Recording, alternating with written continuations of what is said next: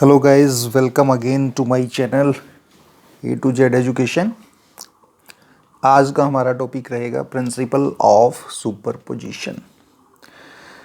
Principal of superposition is what? According to this principle, force on any charge due to a number of other charges at rest is the vector sum of all the forces on that charge due to other charges. That means अगर हमारे पास दो से ज़्यादा charges हों तो एक particular charge के ऊपर अदर चार्ज कितनी फोर्स लगाते हैं उसकी नेट फोर्स निकालने के लिए इस प्रिंसिपल को यूज़ किया जाता है। तो ये प्रिंसिपल क्या बोलता है कि अगर हमारे पास बहुत सारे चार्जेस हैं तो किसी पर्टिकुलर चार्ज पर वो जितनी नेट फोर्स एक्सर्ट करेंगे वो होगा उन सब चार्जेस की उस पर्टिकुलर चार्ज पर लगाई गई फोर्सेस का सम। क्लियर? इसको समझने के लिए हम डिस्कस करते हैं। सपोज हमारे पास there is a three-dimensional space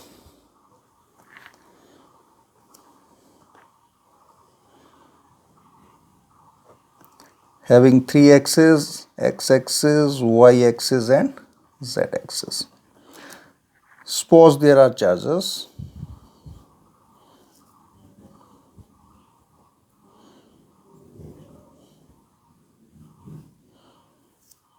हम कुछ चार्जेस ले लेते हैं। This is charge q1 having position vector r1। Clear? This is charge q2 having position vector r2। This is charge q3 having position vector r3 and this is charge q0 having position vector r0। Clear? ये हमारा observation charge है। इस charge के ऊपर हम force experience करेंगे due to q1, then due to q2, then due to q3 और जितनी भी फोर्सेज आएंगी उन सब को सम करके हम नेट फोर्स निकाल लेंगे। राइट? तो अगर चार्ज q1 q0 के ऊपर फोर्स अप्लाई करता है, हम q1 और q0 को अगर मिला लें तो ये चार्ज q0 के ऊपर फोर्स अप्लाई करेगा F0 यानी force on charge q0 due to q1। यहाँ पर 1 लिख दूंगा। क्लियर? सिमिलर चार्जेस हैं, they will repel each other. Right? वैसे ही q2 और q0 को मिला लेते हैं। q2 भी q0 के ऊपर फोर्स अप्लाई करेगा। Suppose this is F02 force on charge Q0 due to Q2। उसी तरह Q3 भी Q0 के ऊपर फोर्स अप्लाई करेगा। This is F03। वैसे ही अगर अदर चार्जेस हैं Q4, Q5, so many charges, there can be any number of charges. Right? तो उनकी फोर्सेस, तो अकॉर्डिंग टू सुपरपोजिशन प्रिंसिपल क्या बोलता है? तो प्रिंसिपल हमें क्या बता रहा है? अकॉर्डिंग टू प्रिंसिपल हमें यह बताया जा रहा है कि जो नेट फोर्स होगी, नेट फोर्स मान के चलते हैं F0, नॉट फॉर Q0, इसके ऊपर जो नेट फोर्स होगी वो कितनी होगी? It is due to force on charge Q naught due to Q1 यानी F naught 1 plus F naught 2 plus F naught 3 plus इसके अलावा भी अगर चार्जेस हैं plus on so for F naught n, right. This is for the n number of charges. अब इन forces को हम find out करने की कोशिश करते हैं. अब हमें पता है force according to Coulomb's law. Coulomb's law क्या बोलता है? कूलम्स लॉ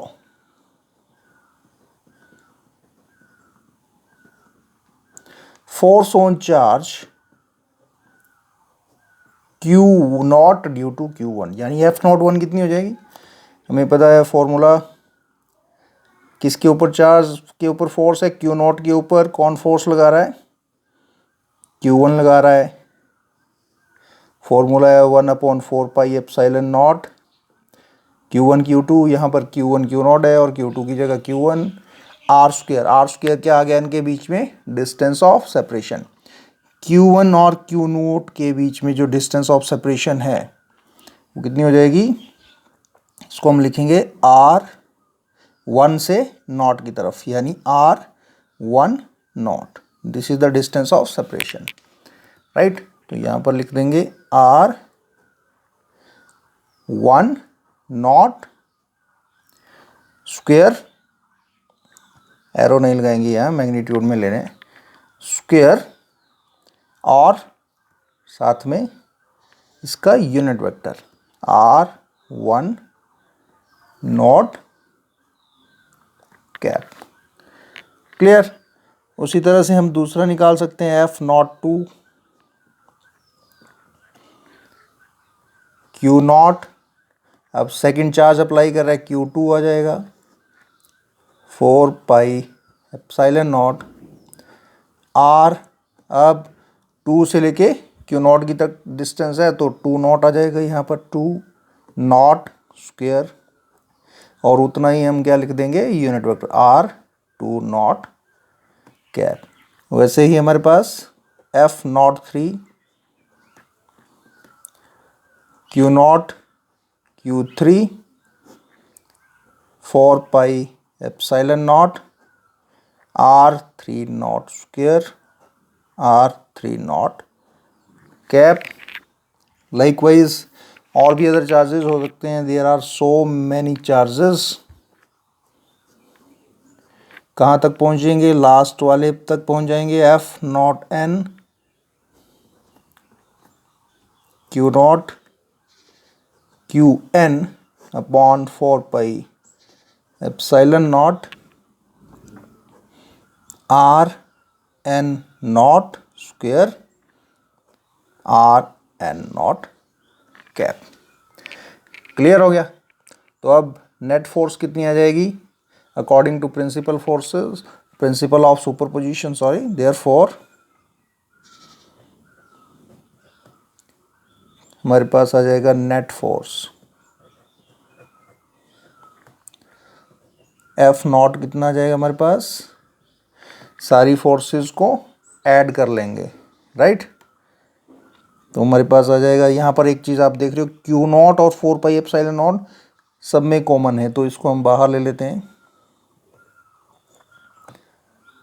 4πε0 अंदर हमारे पास क्या बच रहा है?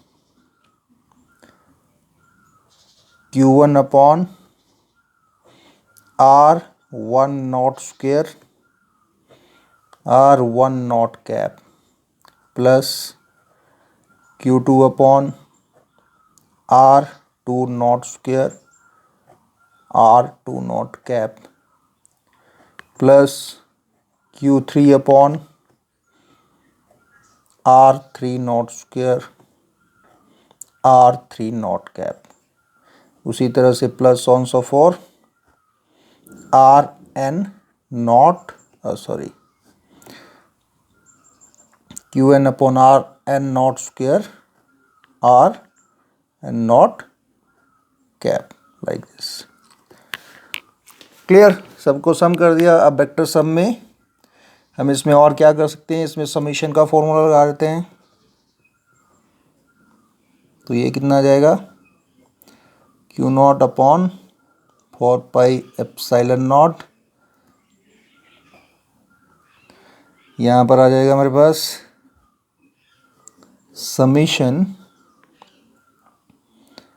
यहाँ पर सिर्फ देखिए सब में 0 1 0 2 0 3 0 और यहाँ पर 1 2 3 में 0 जो है वो कॉमन है, यानी सब में सेम है, और बाकी वैल्यू चेंज कर रही है। तो जो वैल्यू चेंज होती है समीशन के केस में हम उसको आई से रिप्रेजेंट कर देते हैं, और जो वैल्यू चेंज नहीं होती उसको एज इट इज़ लिख देते हैं।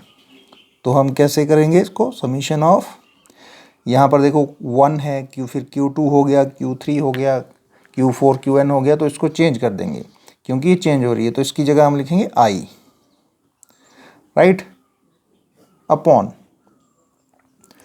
नेक्स्ट है हमारे पास आर, यहाँ पर देखिए 1 2 3 ये चेंज हो रहा है, तो इसकी जगह लिख देंगे आई, 0 0 0 ये नॉट नॉट नॉट ये चेंज नहीं हो रहा, तो उसको ऐसे रहने देंगे, इसको स्क्वायर, और वैसे ही आर, यहाँ पर भी पहली वैल्यू चेंज हो रही है 1 2 3, तो इसको आई से रिप्रेजेंट, दूसरी वैल्यू से में इसको कैप से रिप्रेजेंट कर देंगे, क्लियर। और यहाँ पर क्या कर देंगे, लिमिट्स कहाँ से कहाँ तक, आई की वैल्यू कहाँ से शुरू हो रही है, आई इज इक्वल टू 1 से लेके लास्ट कहाँ तक जा रहे हैं हम, n तक चेंज हो रही है, यानी I is equal to 1 up to n, clear. हम ये वैल्यूज़ भी अगर हम यूनिट वेक्टर को हटा दें, तो यूनिट वेक्टर का फॉर्मूला हमें पता है क्या होता है, यूनिट वेक्टर का फॉर्मूला होता है given vector upon magnitude of that vector, right, हमें पता है इसका फॉर्मूला। और अगर मेरे पास अकॉर्डिंग टू ट्रायंगल लो हमें R1 नॉट अगर फाइंड आउट करना है, तो मैं क्या करूँगा, इसको R0 माइनस R1 करूँगा, क्लियर। इसको हम ऐसे चेंज करते हैं। तो यही दो वेरिएशंस यहाँ पर करेंगे, तो हमारे पास क्या आ जाएगा, F0 is equal to Q0 upon 4πε0,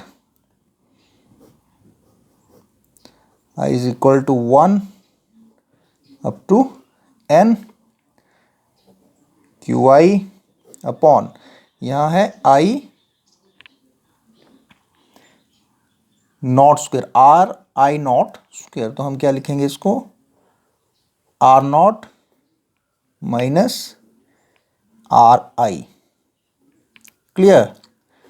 ये आ गया मॉड में, और इसकी वैल्यू हमारे पास कितनी होती है, ये वैल्यू मैंने यहाँ दी हुई है, ए कैप की वैल्यू होती है given vector upon magnitude of that vector. तो गिवन वेक्टर हमारे पास कितना है, R1 नॉट कैप, तो इसकी वैल्यू कितनी हो जाएगी, R0 माइनस R1, और इसका मैग्नीट्यूड कैसे लिखोगे, R0 minus R1 mod, clear. अब यहाँ इसकी पावर हमारे पास 2 है, और साथ में अगर इसके साथ भी डिनोमिनेटर में हमारे पास R0 माइनस R1 आ रहा है, राइट, इसकी पावर 1 है, तो 2 और 1 कितनी हो गई, हमारे पास हो गई पावर 3, और ऊपर आ जाएगा R0 minus R1, clear, this value. तो हमारे पास ये नेट रिजल्ट जो बनेगा नेट फोर्स का, वो ये बनेगा।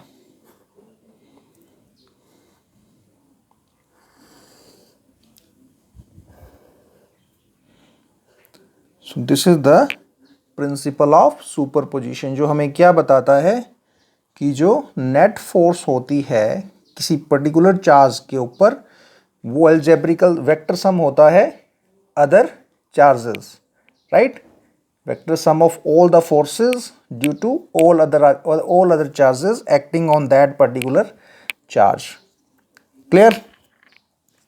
उसके बाद आपको यहाँ प्रॉब्लम आएगी, तो यहाँ पर हम triangle of vector addition apply कर सकते हैं। एक बार मैं थोड़ा सा और बता देता हूँ, जो कन्फ्यूज़न है आपका पूरा क्लियर हो जाएगा। सपोज करिए हमारे पास अगर इस तरह से हमारे पास ओरिजिन है और वेक्टर्स हैं, देखिए ये ओरिजिन है, ये वेक्टर q1 और ये वेक्टर q0, क्लियर। यहाँ पर ये पोजीशन वेक्टर r1 है, ये पोजीशन वेक्टर, इसका पोजीशन वेक्टर है r0, और 1 से लेके 2 तक, यानी एरो का विशेष ध्यान देना है, यहाँ से यहाँ तक q1 से q0 की तरफ जो डायरेक्शन है, जो डिस्टेंस है, वो कितनी वैल्यू है, r1 2, राइट।